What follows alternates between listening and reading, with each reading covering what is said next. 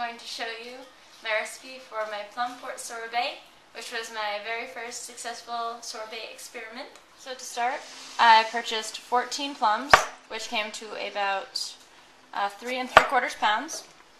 And then I made sure that when I got home, I washed them very well and took off all the stickers, because it's really lousy finding stickers in your sorbet.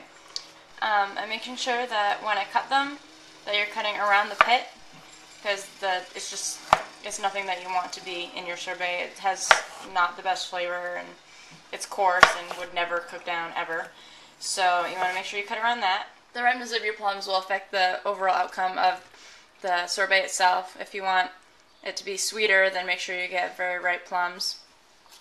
Here I have combined them with 1 cup of water and 1/3 cup of raw sugar, and just cooked it on high and made sure to keep stirring it so it wouldn't stick to the bottom, and just let it cook until it's pretty much just juice and the chunks in it are very, very soft. Once you get it to the appropriate consistency, you can just put it in the blender and just puree it until it's completely smooth. You don't want to have any huge chunks of it.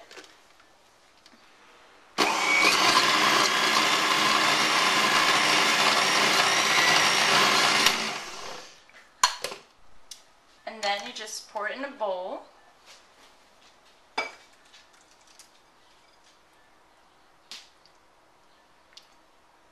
And then you just either put it in the refrigerator or an ice bath to cool it before you have to do the rest of it.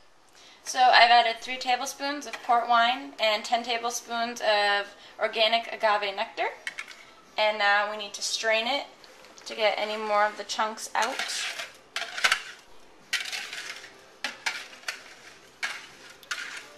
Since it's still pretty thick, you're going to have to help it through the strainer.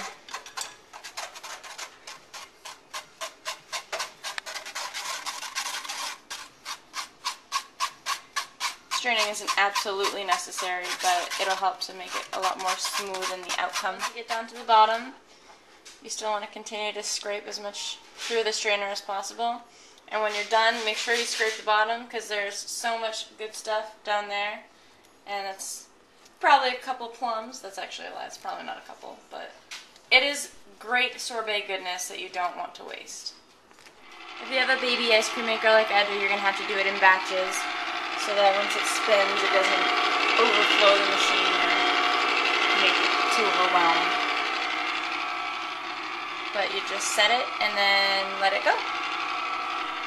It's been about 5 minutes, and already the sorbet is starting to thicken a little. You can see where it's getting a bit chunky, but it still probably has quite a while to go before it's done. We're at the 10-minute mark. Still have a little ways to go, but as you can tell, it's a lot thicker than before.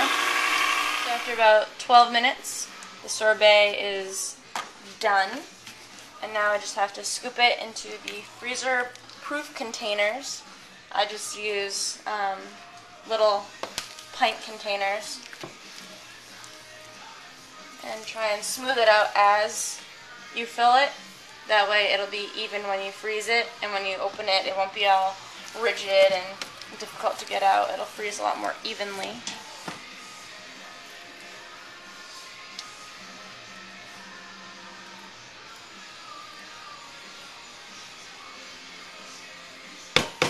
And then I usually wrap it with a little bit of plastic wrap before I put the lid on, and then stick it in the freezer and let it freeze overnight before seeing how well the consistency came out.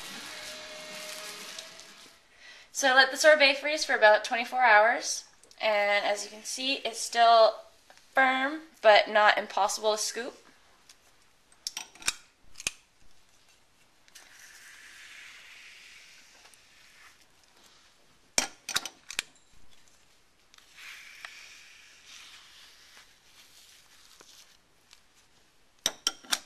So that's how you make my plum port sorbet, and I hope you make it and enjoy it.